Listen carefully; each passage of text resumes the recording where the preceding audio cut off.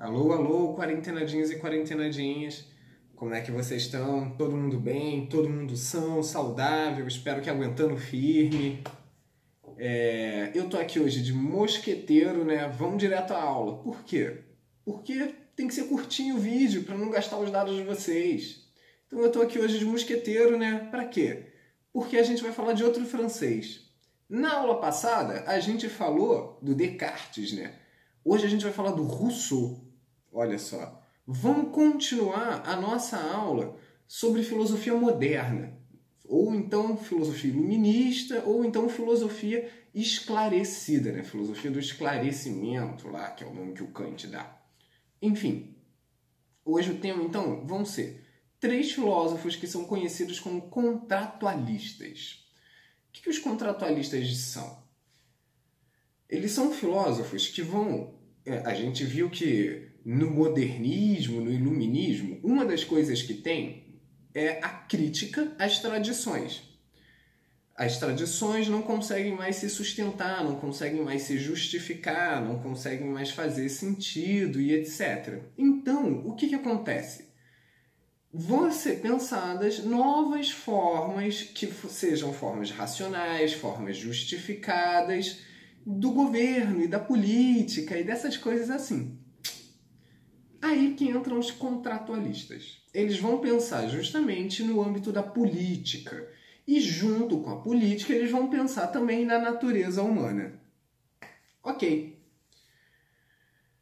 Beleza. Eles vão pensar, então, na ordem social. O que justifica um ter uma hierarquia superior ao outro, um saber mais, um poder mais e etc.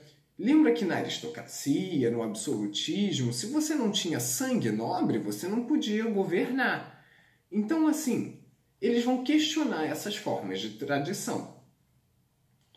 Ok, muitos deles, inclusive, são críticos, como o Hobbes, por exemplo, ao que a gente conhece como patriarcado. Porque eles vão dizer que o pai não pode governar só pelo simples fato dele ser pai. O poder não advém do fato dele ser pai. Isso não pode se justificar. Você não pode justificar você mandar e eu obedecer só porque você é meu pai. Então a crítica ao patriarcado, que a gente acha que é um bagulho feminista, contemporâneo, já está há muito tempo, meu povo. As feministas estão certas, estão ligadas nos bagulhos, escuta elas. Vamos lá. Então assim... Eles vão dizer que as tradições não faziam sentido, eles não conseguiam entender, não conseguiam se justificar e vão começar a pensar novas formas de associação política. Eles vão fazer isso principalmente pensando a partir da natureza humana. Dado que o ser humano é desse jeito, como é que a gente deve se organizar? Dado que a natureza da vida, a natureza do ser humano é essa, como que a gente pode organizar para a gente viver melhor, dada a nossa natureza? Então, todos eles vão tentar também, de determinada maneira, pensar nesse ser humano natural. Ou como eles vão chamar, no estado de natureza. Por quê? Porque, como eu já falei, eles vão pensar no tema da política. E a política, ela se divide entre Estado civilizado, Estado político, onde você tem leis, você tem cidades, você tem a humanidade, e Estado de natureza, que é selvagem, animal, onde você não tem nada disso, não tem nenhuma lei, não tem nenhuma regra, nem nada. Então é isso. Eles vão querer pensar uma forma política. E junto com isso, então, eles são obrigados a pensar em como que é uma forma não política, em como que é uma forma selvagem, uma forma assim de fazer política. Então todos eles vão pensar na natureza humana, e como a gente deve se organizar, qual a forma de política que a gente deve ter a partir dessa natureza. Ok, beleza. O primeiro contratualista que a gente vai ter e vai estudar aqui é um brother que chama Hobbes. O Hobbes é muito maneiro. Não sei se vocês já viram aquela tirinha Calvin e Haroldo. Hobbes em português fala Haroldo, então aquele menor com um tigrinho e tal. Enfim, eu sou velho. Se vocês nunca viram, procurem na internet Calvin e Haroldo. Muito legal. Enfim, Haroldo é em homenagem ao Hobbes. Enfim, o que o Hobbes vai dizer? O Hobbes, ele tinha muito pouca fé na humanidade. por assim dizer. Então, ele vai dizer que o ser humano é naturalmente mau. No estado de natureza, na selva, quando a gente era selvagem, não existia lei nenhuma. Então, não existia nada que freasse o ser humano. Ele nasceu mal, os instintos dele não tinha por que ele fazer nada, ele ia fazer tudo aquilo que tivesse a seu poder. E, dado que a preservação da vida é o bem máximo, aí a gente faz um pacto social, um contrato social para sobreviver. Então, assim, na natureza não tem regras, a pessoa pode te matar a hora que ela quiser. É um estado de guerra de todos contra todos. Essa é uma frase do Hobbes, guerra de todos contra todos. Então é uma competição desenfreada, todo mundo puxando o tapete, não tem regra, não tem lei, não tem nada. O mais forte vai lá, bate em você e rouba todas as suas coisas, etc. Aí, para evitar que a gente morra, porque a gente tem medo da morte e etc. E para evitar que os vacilos aconteçam, a gente faz um contrato social. Então, para o Hobbes, o ser humano é naturalmente vacilão. Se não houvessem leis, a gente vacilaria ilimitadamente. A frase, então, mais famosa do Hobbes é: o homem é o lobo do homem. O homem é o pior inimigo da própria humanidade. O ser humano é o pior inimigo da humanidade. Nós somos nossos piores inimigos. A gente caça, a gente destrói a gente mesmo. Ok. O medo da morte, então, o medo de ser destruído, leva a gente a fazer um contrato social para preservar a nossa vida. Porque na guerra de todos contra todos, a gente pode morrer a qualquer momento. Alguém pode vir matar a gente. Então, por segurança, para evitar que nos roubem, que nos destruam e etc., a gente faz um contrato onde a gente abdica de parte da nossa liberdade. A liberdade, por exemplo, de assaltar você. Eu prometo, ó, eu não vou te assaltar, mas em troca você também não vai me assaltar. E etc. A gente abdica de um pouco da nossa liberdade e institui uma lei. Ó, ninguém pode fazer isso, ninguém pode assaltar. Esse é o contrato social. Ah, beleza, mas quem vai garantir que todo mundo que se comprometeu a não assaltar, não vai assaltar? Para o Hobbes, o rei. Você tem que ter um rei, que é o Leviatã, a gente já vai ver isso. O rei, ele é super bolado e ele tem que poder te matar, tem que poder te ameaçar. Por quê? Porque lembra que a gente é naturalmente mal para o Hobbes? Então, assim, eu vou prometer, porque eu sou mentiroso, vacilão, né? Então eu vou prometer, é óbvio que eu não vou roubar ninguém, mas quando ninguém tá olhando eu vou lá e roubo. Então, como a gente tende a vacilar naturalmente, o que acontece? O rei, ele te ameaça. Você só vai prometer de verdade se você tiver a espada no pescoço, né? Tipo, não, eu não vou roubar, não vou roubar. Se você estiver sendo ameaçado com a espada lá, se o rei puder, se você roubar eu vou te matar. Então, aí pro Hobbes você promete de verdade. Por quê? Só palavras são vazias, né? Você tem que ter ali alguma coisa que se faça cumprir aquele acordo, que no caso é a ameaça do rei. Então, é um autoritarismo monárquico, né? Porque o rei é super autoritário. Monarquia, rei, autoritarismo quer dizer isso, né? Que é a autoridade incontestável. Então, beleza, o poder do rei é ilimitado e irrevogável e ele literalmente te faz refém, te ameaça. Então, na guerra de todos contra todos, o mais forte mantém a paz, mantém lá a ordem social. Então, a gente não vai obedecer o rei porque ele nasceu, ele é filho do rei anterior, como normalmente é. A gente vai obedecer o rei porque ele é o mais forte de todos, porque ele consegue manter a ordem. Numa coisa meio maquiavélica, ninguém consegue derrubar ele. Então, o que acontece para o Hobbes? O que ele está querendo dizer com isso?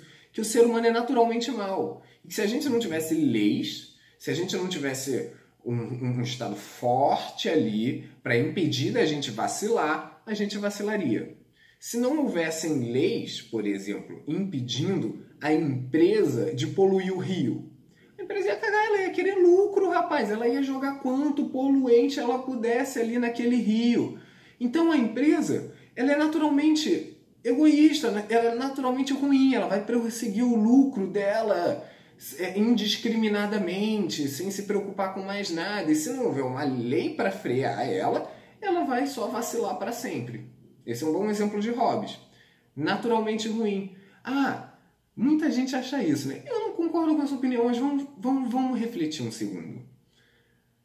Vocês acham que pessoas nascem naturalmente ruins? Tipo, geneticamente predispostas a serem violentas ou etc? Olha, as pessoas, pro Hobbes, nascem com tendência a vacilar. Se não tiver ninguém olhando, a oportunidade faz o ladrão, por exemplo. Nós não somos moralmente bons. Se não tiver nada obrigando a gente a ser bom, a gente vai vacilar. A gente vai fazer o que é melhor. A gente vai sempre tentar se dar bem pro Hobbes. Então, por exemplo, quando alguém sai de casa... Vou guardar isso para daqui a pouco. Vamos continuar então? Só para terminar o Hobbes. O principal livro do Hobbes chama o Leviatã. Eu estou botando ele aqui agora, vocês podem ver. O que acontece? Ou aqui, não sei. Enfim, estou botando a imagem dele aí agora. O Leviatã é o estado, né? Que o rei é a cabeça. Então vocês podem ver que ele está com a coroa. E o corpo dele, não sei se vocês vão ter resolução para ver, é composto de todos os cidadãos, todos os súditos. A cabeça dele é o rei. E tá com uma espada na mão para simbolizar lá que tem que ameaçar, que tem que ser pesado. E esse é o livro dele, o Leviatã. Ok, vamos voltar àquela discussão que eu estava antes de falar o nome do livro do Hobbes e botar essa imagem aí. Vocês acham que alguém acorda e que é mal por natureza e fala, olha, hoje eu acordei querendo vacilar? Que tipo assim, que alguém... se diverte sendo mal, que alguém tira prazer, é sádico ali, sente prazer em ver o outro sofrer, sentir dor, etc. Ou vocês acham que se tipo assim, se não tivesse perrengue nenhum, se não tivesse problema nenhum, quem em sã consciência que ia preferir sair para machucar o outro do que preferir ficar na praia, de boa, com os amigos, curtindo um churrasco? Quem, por exemplo, sair para assaltar, vamos continuar no exemplo do assalto, sair para assaltar, você preferiria maior risco, né, de sair para assaltar, vai que o cara reage, vai que ele é PM, tá armado também, vai que a PM aparece aí na rua na hora e eu vou preso, vou em cadeia. É mó adrenalina, é mó tensão pro assaltante também, não só para quem está sendo assaltado. Então o assaltante está ali todo nervoso. Você acha que ele preferia passar esse perrengue ou que ele preferia ficar de boa numa praia, curtindo? O próximo contratualista que a gente vai ver chama Rousseau. Rousseau, qual é a questão dele?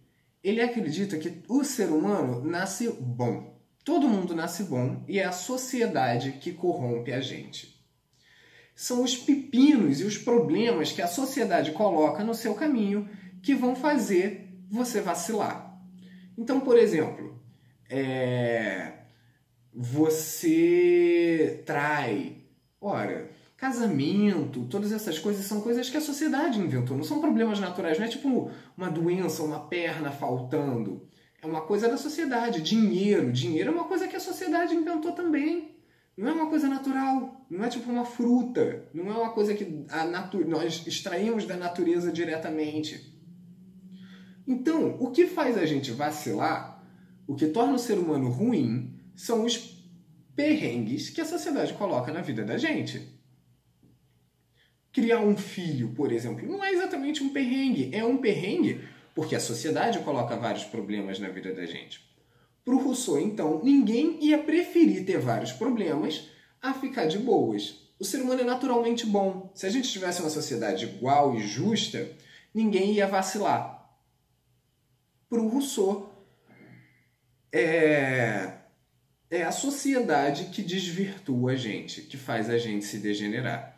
Então, assim, para o Rousseau, ele vai ser um grande crítico da propriedade privada, porque antes tudo era de todo mundo.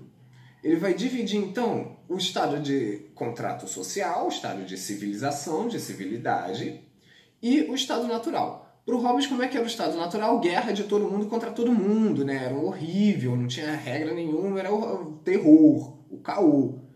Para o Rousseau, o estado de natureza era todo mundo vivendo bem. Você não tinha propriedade, era todo mundo igual, ninguém mandava em ninguém.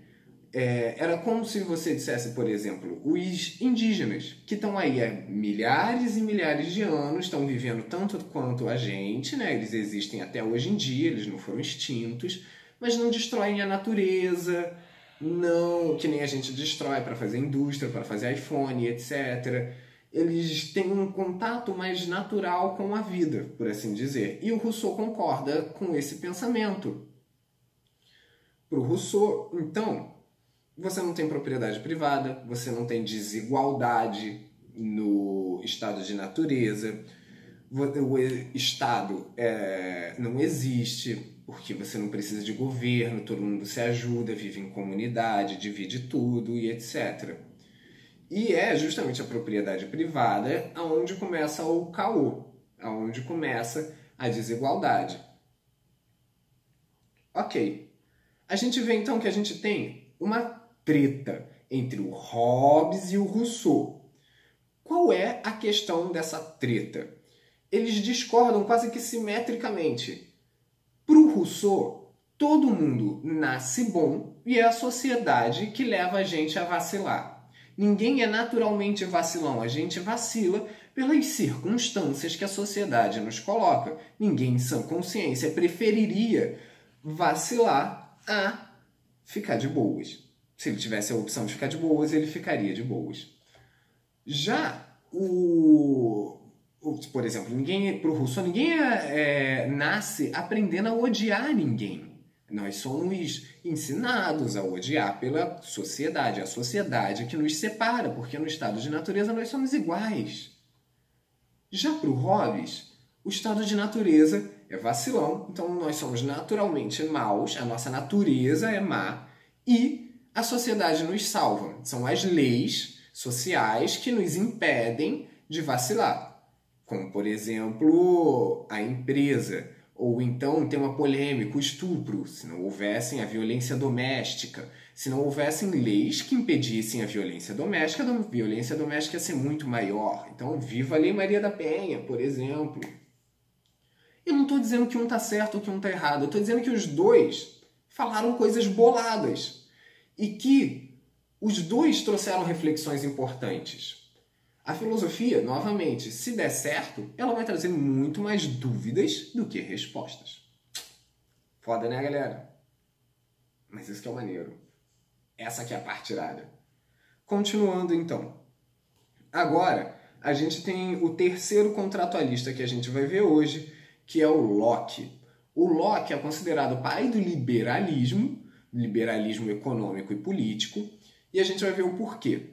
Para o Locke, ele queria sair dessa treta.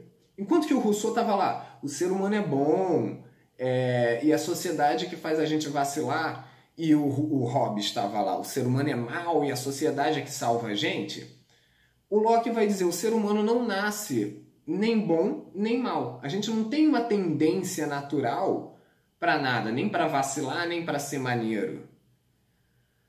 O que acontece? O Locke é um empirista. A gente ainda vai ter essa aula, tá para frente. Hoje não, hoje é política. O Locke, ele acredita que tudo que a gente vem da experiência. Não existe nenhuma outra fonte que vai determinar que tipo de pessoa, quem nós somos, o que a vida é, a não ser a experiência, o mundo físico. Então nós somos frutos da nossa vida, das nossas experiências, se a gente teve experiências boas, experiências ruins e etc. Então a gente não nasce nem bom nem mal. Nós somos, de acordo com Locke, uma tábua rasa, uma página em branco, onde a vida vai preenchendo quem nós somos. Então o ser humano não é nem naturalmente bom, nem naturalmente mal. Nós não temos uma natureza nem boa nem má. A natureza humana, então, é qual? Para o ser humano, para o Locke, perdão, no estado de natureza, o ser humano tinha vida, liberdade e propriedade privada. O ser humano no estado de natureza, o ser humano tinha razão, propriedade e liberdade. Olha só que loucura. Como assim? O ser humano era dotado da própria razão, que quer dizer a própria liberdade de escolha, de pensar. Ninguém escolhia por ele, ele não era mandado. Ele era dotado de propriedade privada, dos seus próprios bens, e também dotado de vida. A vida dele não era ameaçada. O Estado, então, o contrato social, deve preservar o estado de natureza para o Locke. Para o Rousseau também. O Rousseau, a gente tinha que tentar ao máximo se aproximar do estado de natureza, que era um estado de bondade, um estado de igualdade. Já para o Locke, o Estado, então, tem que preservar esses 3 direitos naturais. O Locke vai criar um pouco esse conceito de direito natural. Nós, na natureza, somos assim, então devemos preservar essa natureza. Na natureza, nós temos propriedade, na natureza, nós temos direito à nossa vida, na natureza, nós temos direito à nossa liberdade, à nossa razão, ao livre pensar. Então, é o roubo da propriedade que inicia o estado de guerra. É o assalto. O Estado, então, o governo, deve preservar a propriedade privada, não deixar que ninguém te roube nada, deve preservar a vida, não deixar que ninguém te mate, e deve preservar a sua razão, não deixar que ninguém mande em você, preservar a sua liberdade. Esse é o estado de natureza para o Locke. E o Estado, o contrato civil, deve tentar preservar os direitos naturais. O estado que nós viemos na natureza. Nós não podemos perder esses direitos naturais. Ok. Esses são, então, os 3 contratualistas que nós vimos. A aula de hoje é isso, meu povo. Na aula que vem, a gente vai ter o quê? Revisão. Olha só que loucura, porque a gente viu muita coisa. A gente viu helênicos, a gente viu medievais, a gente viu Renascimento lá com Descartes, com o Maquiavel, a gente viu Iluminismo com Descartes, e agora a gente viu 3 contratualistas. Olha só, vocês devem estar com o cérebro assim, explodindo, muita filosofia. Mas calma, meu povo, as aulas vão ficar aqui, vocês podem ir assistindo com calma, aos poucos, pausando. Eu vou botar exercícios ainda das primeiras aulas, para vocês poderem ficar mais tranquilos. Quem já assistiu às primeiras aulas pode fazer os exercícios e assim vai. Eu já botei da primeira aula, que é dos helênicos. Agora eu vou botar o quê? Filosofia medieval, um pouquinho de nada, que eu vou juntar com filosofia renascentista. Então vou botar os padres, São Tomás de Aquino, São Anselmo e Santo Agostinho, e vou botar Maquiavel, uns exercícios dele para vocês resolverem aí. Lembrando sempre que qualquer dúvida, pode vir falar comigo e que eu tô morrendo de saudade de vocês. Fiquem bem aí, quarentenadinhos, quarentenadinhas. Tamo junto.